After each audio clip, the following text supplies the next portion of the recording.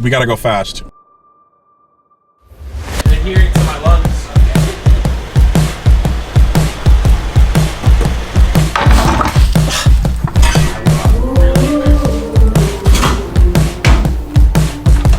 How many does it take? All of them.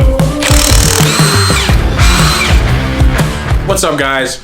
My name is Alexander Goodrun, and this is my 2019 Ford Mustang EcoBoost. You guys may have known me from previous endeavors in a white 2015. This is the comeback, as we call it. We're going to go full send on it. Right now we're doing tire mods, some bolt-ons and suspension, and we're gonna go to the track. We're gonna take you with us, but right now we're gonna show you the car.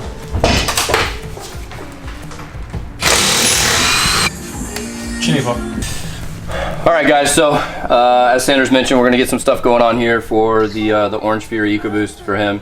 One of the things we're gonna do is we're gonna get rid of the base brakes. The EcoBoost comes with a standard 2-piston caliper.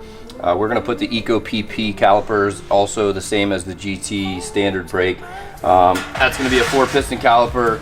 This is the one, if you're familiar with what we do here, this is the one that we call our Frembo package. When we paint them and we put the Brembo logos on it, it's a fake Brembo package.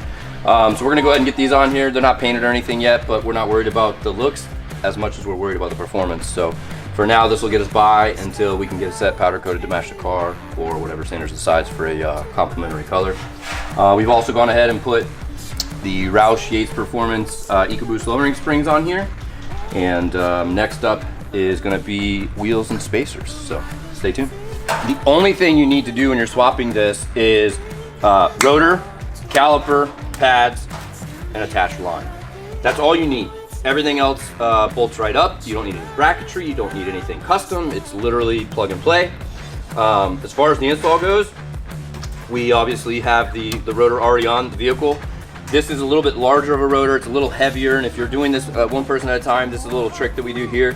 Take a lug nut, slide it all the way onto the stud, and as you can see, my disc is not going to be moving.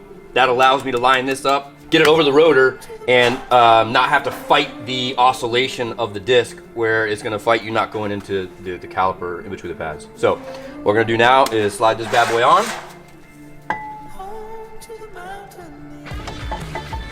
If I've done a good job of opening it, which we have now. And then you've got two 15s that go in on the back.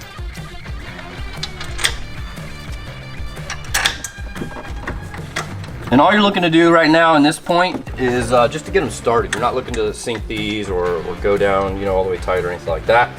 You just want to get them started and then grab your tools and tighten them all the way. But so now, once the caliper is actually hung on the disc, you can actually pull this off. You've got, you know, that's in place, you're done, you're good. The next piece is obviously we've got our brake line dangling. So this little peg is gonna affix inside here on the frame rail, if you see my thumb there, or my finger. And then that's gonna be where the bolt actually goes into the chassis here. And then you've got the actual brake line itself, which we've got plugged right here. This is a 13 millimeter. The stud that goes into the firewall, or to the chassis rail there, is a 10 millimeter, and it's gonna end up looking something like that. One thing that we caution when you're doing this is to be very careful not to strip out this flare nut on the brake line.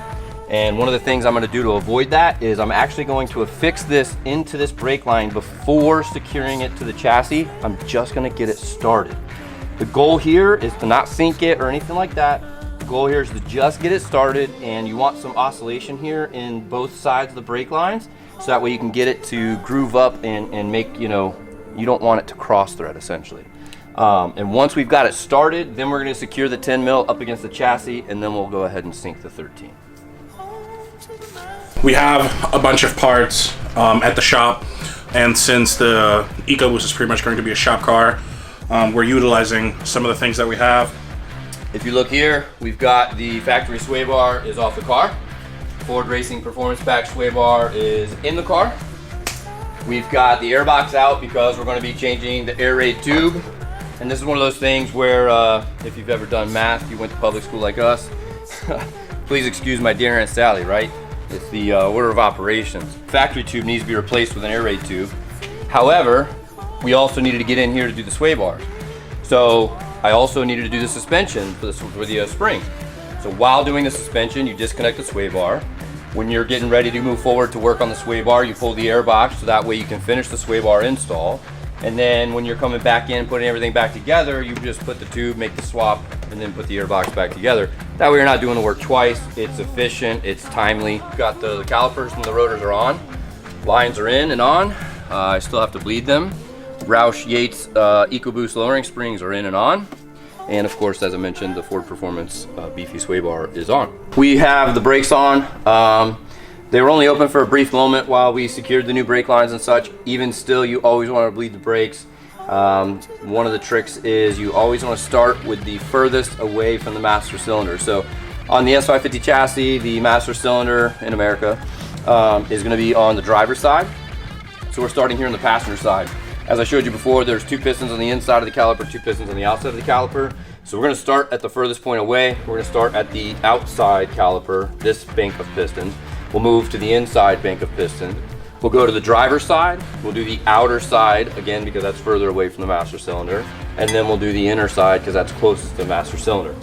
And all we're going to do is use an 8mm to crack these open, let the air bleed.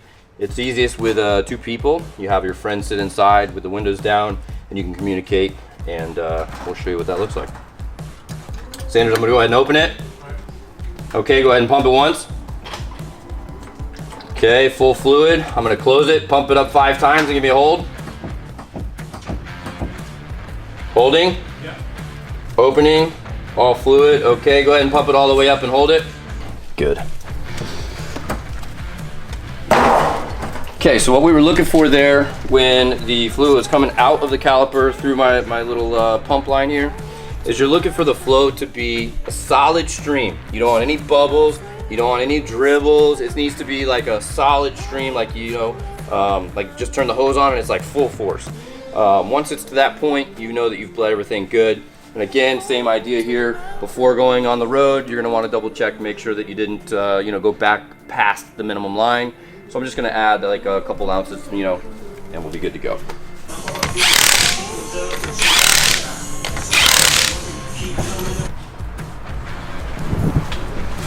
Thank you. Here we go. Thank you. Here we go. I gave you the key card, right? Yep. Perfect. How we going, guys? All right, guys. The car's finally done. Parker and Barry did a stupendous job. Ricardo helped out a little bit as well. Car's on wheels, on suspension, has an intake on it, and has sway bars as well. If you take a quick look over here, we do have some stock parts that came off the car. I did forget to mention the brakes. Those are a really big thing that are going to help the performance of the vehicle. So right now at this moment, I would probably say this is what the car would be. If you were to opt for the performance package, you would have larger brakes, you would have larger sway bars. They do say you get a larger radiator and some different gears, but for the road racing aspect that we're going for, that's not really something that we really care about at this moment. Once we go with a larger radiator, it's going to be a triple pass anyway, so it has to come out no matter what. But be sure to like, subscribe, and share, and we will see you next time at the track.